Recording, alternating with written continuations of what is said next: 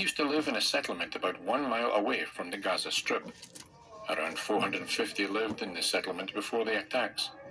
After their evacuation, residents now stay together in a hotel in southern Israel. This Christmas, we're well past the lockdowns and past last winter's economic woes. NTD's Malcolm Hudson took an amble down London's Oxford Street to see what people plan to spend on their loved ones this season. Oxford Street is Europe's most popular shopping destination, and as you can see around me, it's bustling in the run-up to Christmas. While we're still feeling the impact of the cost of living crisis, but coming out of it, naturally, the question of festive spending comes into view. So I've asked people here, what are they getting their friends and family for Christmas this year? For my family, I try to get gifts that will help them on a daily basis. For my sister, I got her an Apple Pencil and a cover for her iPad because she draws. For my mother, I got some scissors because she likes to make clothes. And for my father, I got him some trekking equipment. And for my friends, a special gift for each and one of them. Mostly just Lego, I think. A lot of Lego, and I actually haven't decided what I'm giving my wife. She's standing next to you, so I don't know yet what I'm giving her. You're keeping it a secret for now? Yeah. Began attacking U.S. forces on military bases in Iraq and Syria in mid-October. However, this was the first reported rocket attack against the embassy. The armed groups operate under the banner of the Islamic Resistance in Iraq. Iraq's prime minister released a statement describing the group as unruly and lawless. He said the group does not represent the will of the Iraqi people. Russia. The troop shortage we have right now. Let me show you just a quick clip of this. Her bill, and I hope I describe it accurately, says that if you're an undocumented person in this country and you can pass the physical and the required test, background test, the like, you can serve in our military, and if you do it honorably, we will make you citizens of the United States. Do we need that? Do you know what the recruiting numbers are at the Army and the Navy and the Air Force? They can't reach their quotas each month. They can't find enough people to join our military forces. And there are those who are undocumented who want the chance to serve and risk their lives for this country. Should we give them a chance? I think we should. Now, as you might imagine, it's true heavy criticism from conservatives, some of them arguing that this would basically be a plan to create a non-American army that could potentially be used for other purposes. And, of course, if you look at the broader context, Senator Durbin has been pushing this agenda, something similar to it, for like several years now. What he wants is to put changes, or he before wanted to put changes to the immigration system into Biden's Build Back Better package, which is kind of failing because they didn't have the money for it and they got pulled into other things and he blames Putin for it and so on, right? But let me show you this.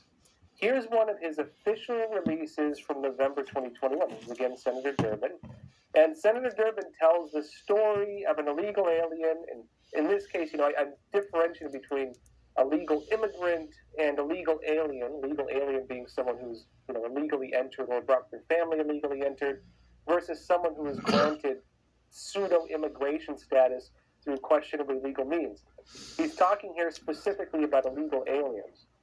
Now, he tells this story about this kid who was brought into the United States with his family when he was 12, attended U.S. school, joined junior ROTC in high school, which is like you can kind of train for the military when you're still in school, then wanted to serve in the U.S. military but couldn't because he needed a U.S. birth certificate. Let me show you what he says in his site. He says this: when the Department of Homeland Security finally granted Oscar a waiver with the help of Durbin's office, he intervened to help him get in, he enlisted in the U.S. Army. Within 6 months of returning to the United States, he was off to basic training. Oscar served our nation with honor as a cavalry scout in Afghanistan and San Francisco, New York, and Chicago as sanctuary cities.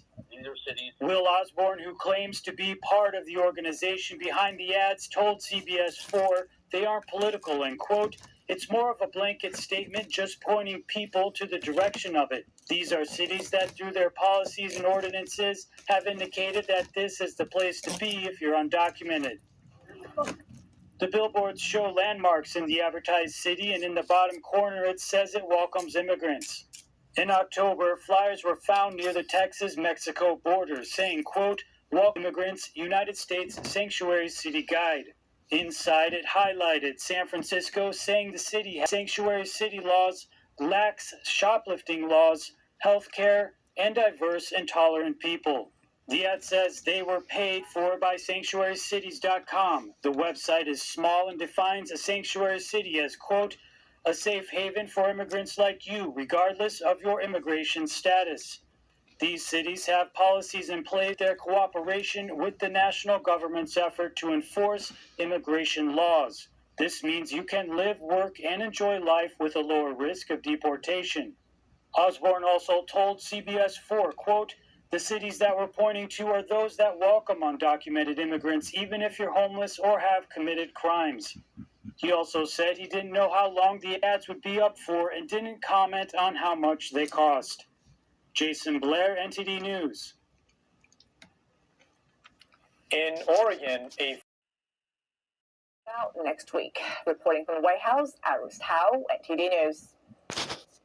Special counsel David Weiss hit him with a 56-page indictment late Thursday.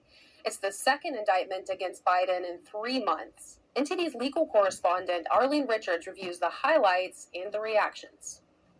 The president's son, Hunter Biden, is facing a 9-count indictment that includes 3 felony charges and 6 misdemeanors.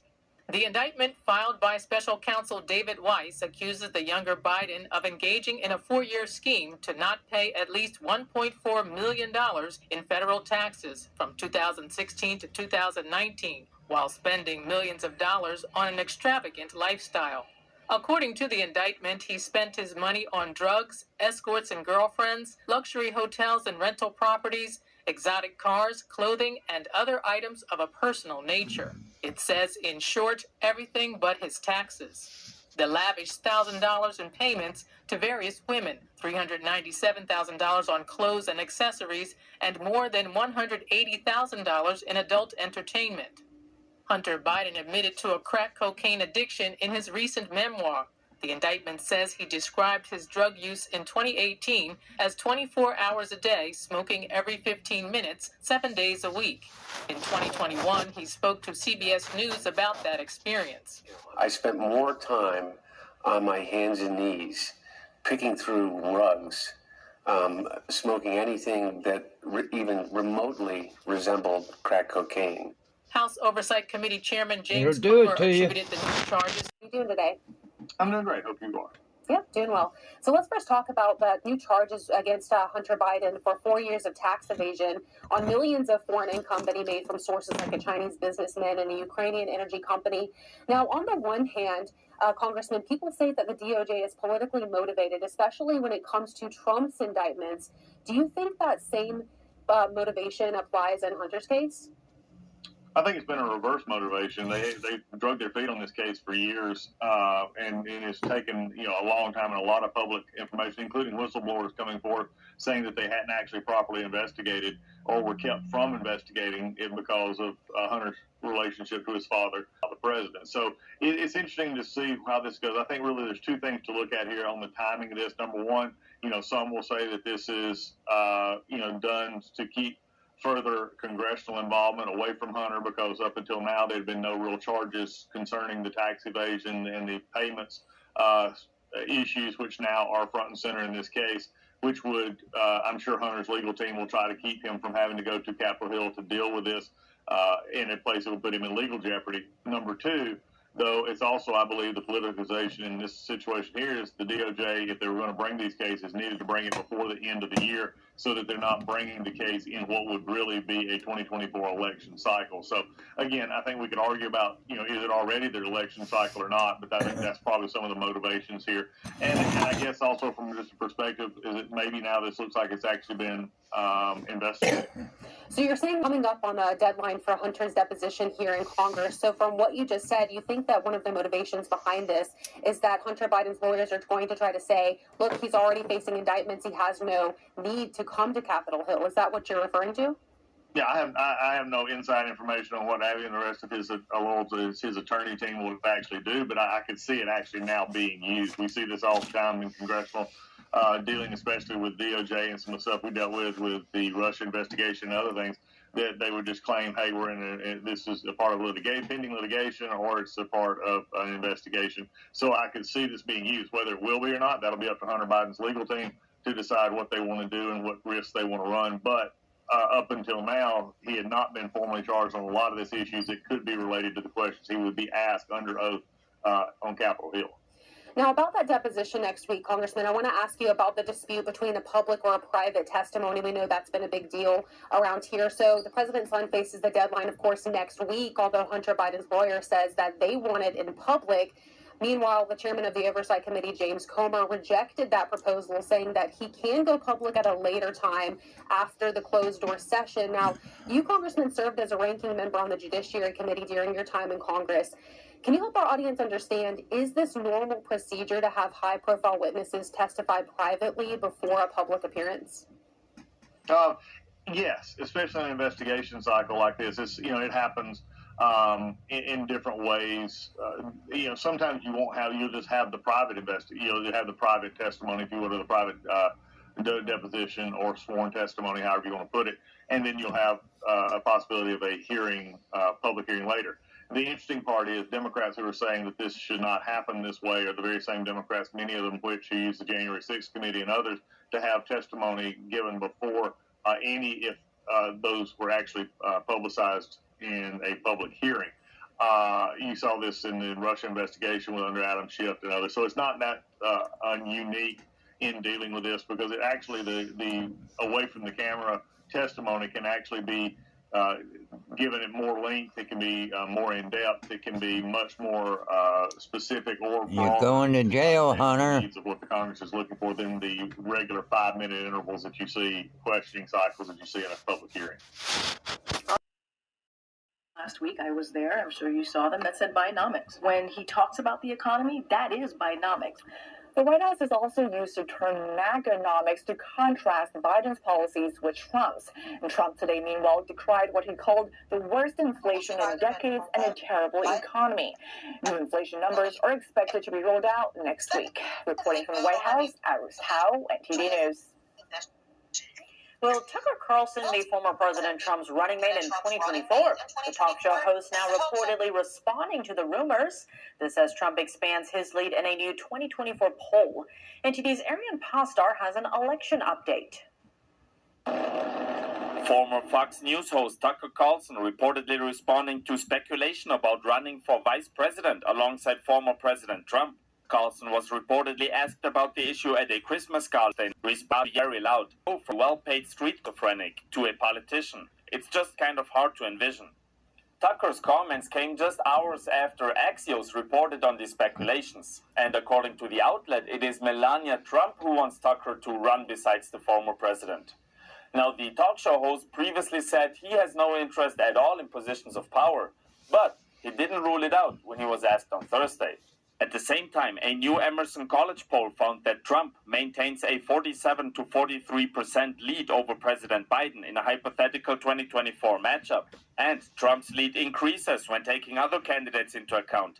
In one scenario, the poll found Trump would get 43%, Biden 37%, Robert F. Kennedy Jr. 7%, and Jill Stein and Cornel West 1% each.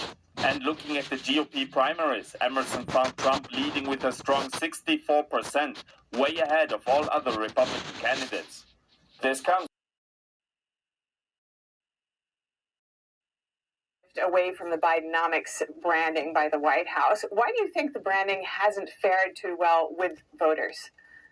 Well, Stefania, first of all, thank you for having me again. I love being on with you guys. It's funny because in our next episode that comes on the Can We Please Talk podcast, we brought on a Democratic strategist and somebody who worked in the Obama administration and campaign and worked for one of the House Democrats that's actually been very vocal about this, about not taking Bidenomics back to their constituents and using kind of that terminology, because I think right now what's happening is we've seen two parts to the economy. We've seen the job reports that have come out, and we've seen, the jobs that have been added and unemployment go down. That's great. But the problem is that the cost of goods have gone up. The cost of services have gone up. And so when politicians go out there, you always hear them talk about kitchen table issues, right? And how much am I paying for certain things? And you always hear these kind of stories that are being told about what you're paying at the pump and what you're paying at the grocery store. And the data is backing that up. The U.S. Bureau of Labor Statistics are showing that 3.7% increase year over year in the price of consumer goods. Food prices are up. Medical commodities are up. You know, your energy bill is 0.6% higher. So it's not when I'm adding up my bills, and I was paying maybe $90 to $100 last year, and now I'm paying $110 to $120, and then maybe I don't work in the sectors where the job growth is happening, which is healthcare and government right now. And you mentioned you'll be speaking with Democrats about this and their reluctance to go with this term as well. And we've seen that as well in swing states. How much do you think this kind of reluctance among Democrats could impact their strategy going into the 2024 election? Well, I think, the Cook Political Report is the most nonpartisan report out there that kind of analyzes all of these races. There's about 20 seats that are up in play come in 2024 as the House is everybody's up for grabs. And these 26 seats, there's so much going on with the House, and they've got to go back to their constituents and say, especially the Republican ones that are in some districts that could flip, they've got to go back and say, what have we done legislatively? There's not been much that they've been able to pass legislatively. There was a report recently about only 22 or so bills have been passed through this House, which is the lowest amount in history.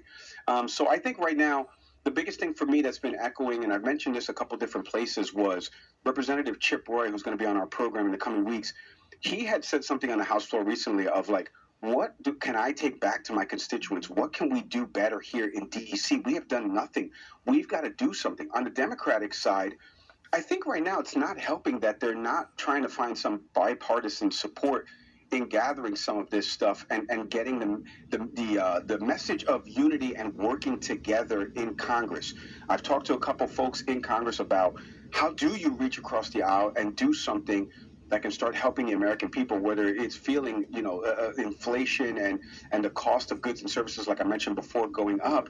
And right now we're around to enter the Christmas break, so you're not going to see anything until 2024. And I think everyone's kind of using it on the Democratic side as this political chip of like, let's just wait because the Republicans are in control right now. We don't really have to do anything because they're in control, and we can just kind of blame them. And that's not the approach that I would take if I was, What do you think they should do? What are you've laid out some of the challenges. What do you think, could help them, or what would you suggest? Well, I mean, look, there's a problem solvers caucus in the House. For people that don't know, there's a aptly named problem solvers caucus. It's made up of about 65 or 66 members of the House that are Republican and Democrat. They've solved no problem so far, but that's their name, that's their moniker. And this caucus right now, especially one, Maria Salazar, is in my district here in Florida. This committee, or whatever it is that they're called, they should come together and go to Leader Jeffries and Speaker Johnson and really talk about the efforts they could put together to pass some type of bills and legislations that can actually impact the American people. The problem, and you know this, Stefania, and the audience knows this, we're entering 2024, the primary season's about to start. We're going to start losing track and focus of what is happening in the House and Senate because we're trying to figure out who will be the leader of the free world in 2024. And the problem that's really happening on a local level and impact at the federal is these folks have to go back out there and champion the message of what they did in Congress. They haven't done much in Congress, and that's the problem. Mike Leon, that's all we have time for. Thank you so much. Great to speak with you. Thank you, Stefania. Well, thanks. So I want to first talk about the pretty rosy jobs report that just came out today. Many economists saying the state of the labor force is strong. Of course, President Biden is taking this opportunity to credit his policies for this. Peter, does this indicate the economy is looking up?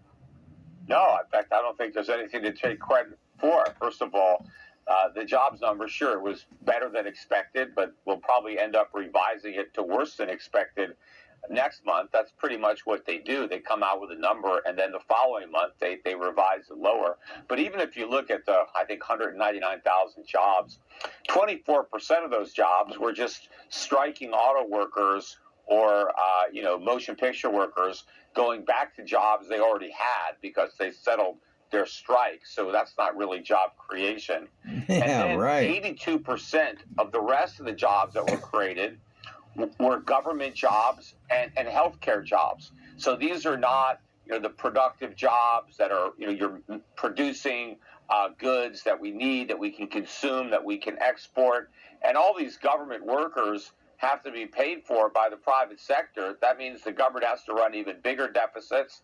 That means they have to create more inflation to pay their salaries. That puts more upward pressure on prices. So, I don't think we have a strong labor market. Meanwhile, of course, the jobs that we are creating are part-time jobs. They're low-wage jobs. People are taking second and third jobs because the economy is so weak that you can't get by on one job anymore. So most people need multiple jobs. All right, well, thank you for breaking that down for us. It's quite different than what we see from many of the news reports that are out there right now in the headlines.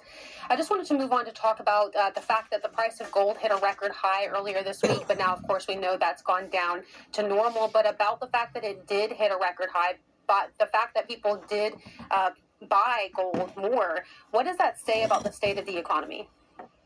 Well, I think if people really understood how bad it is and how much worse it's going to get, they'd be buying a lot more gold because inflation is a huge problem and it's only going to get worse.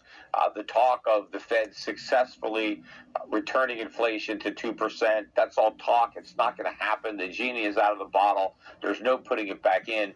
In the meantime, we're headed for a severe recession. In fact, I think we're going to have a worse financial crisis than the one we had in 2008. In fact, we'd already be in it if it wasn't for the bailouts of the banks earlier in the year, back in March.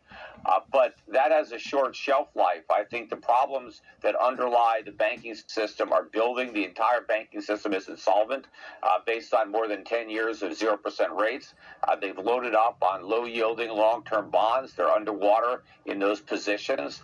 Meanwhile, I think the real economy is weakening. The deficits are skyrocketing. The structural deficits, the national debt, it's almost 34 trillion now, but it's rising by several trillion a year. And more importantly, the interest cost is skyrocketing. It's now almost $1 trillion a year. By the end of next year, it will be $2 trillion a year. We'll be paying more for interest on the national debt than we do for Medicare or Social Security. And this in the Chicago area in the early 2000s to eventual informant who turned on El Chapo. Now he's pulling back the curtain on his former trade secrets for law enforcement. We're going to be going around the country and hopefully around the world and being able to share some of these tactics. That's where you see money and drugs. Flores works with an Illinois-based firm called Dynamic Police Training. At this session near Chicago, over 100 law enforcement personnel are learning about the flow of bulk U.S. currency that finances trafficking. So I'm talking about bulk U.S. currency that needs to be moved in semi-trucks. That is what fuels drug cartels. Between 2005 and 2008, the Flores brothers' distribution cell earned nearly $2 billion, receiving more than 3,300 pounds of cocaine a month from the Beltran Leyva and El Chapo's Sinaloa cartels. That's according to federal court documents and the U.S. Department of Justice. Arrested in 2008, the brothers were sentenced to 14 years in prison. For their cooperation, they served 5. Prosecutors credit them with providing unparalleled assistance for the government's case against El Chapo. As informants, the Flores brothers pressed record on an audio tape device and called him to discuss a heroin shipment. The phone call, for sure, we knew that it was gonna, change our lives because the government had let us know that there has never been a legally recorded or intercepted call with Chapo Guzman talking about a drug transaction in the United States. What do they want to do? The brothers were released in 2020. Get rid of it. Flores' law enforcement trainees told Reuters his insight helps them figure out the best way to dismantle narcotics networks. I don't know if there's anyone out there that could, sit here today and, understand the American drug trade, the Mexican drug trade, as I have. I live both sides of it from every aspect. Washington, D.C. is launching a new crime-fighting initiative called the Real-Time Crime Center. D.C. police will run the center and monitor a network of more than 300 closed-circuit cameras 24 hours a day. It's a bid to tame the serious crime spike in the city. We have to have more technology to balance off not having the number of people resources that we have had in past years. So no camera will replace a live police officer, but it does enhance the force's ability to be in more places. Maybe y'all should The have American them Civil Liberties defund Union of it. D.C. called the plan, quote, an alarming expansion of government surveillance. The Real-Time Crime Center is expected to launch in February.